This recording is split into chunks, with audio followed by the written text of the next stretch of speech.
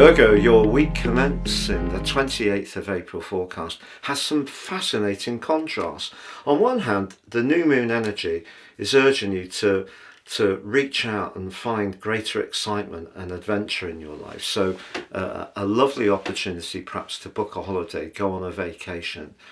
But because Mars is trapped in a very psychological area and is joined by the moon with the quarter moon at the end of the week, there may be something that is inhibiting you within yourself, maybe how you're thinking, maybe some old anxieties or some blockages, and those could come to the fore this week.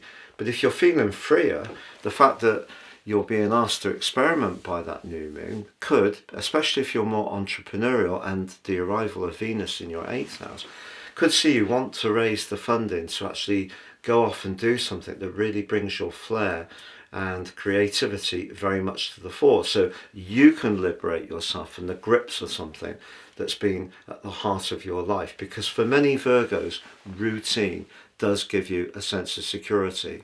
But with Pluto going retrograde at the end of this week for 5 months, if there is a role that you're in where you are conscientious, you do a good job, it's worthy, but it's not feeding your soul, that's going to be severely tested over the next 5 months. Or if your health is not quite as strong as it could do, having that 9th house energy of the sun and moon at the start of this week and Uranus is asking you to get as much information and knowledge as you can to inform how you can improve your physical vitality, but also your well-being.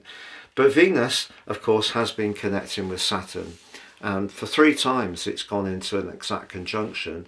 That may have baked in someone new in your world who's going to be very important. If that's the case, you're going to get more intimately close and it's going to become more devoted from the heart of this week. If, however, you've been having challenges around relationships, Venus moving into the 8th house is possibly a time when you might start to consider bringing that tie to a close. But I wouldn't make any early decisions on that around Thursday, for example, because of the link to Neptune, which for all of us can be a little confusing.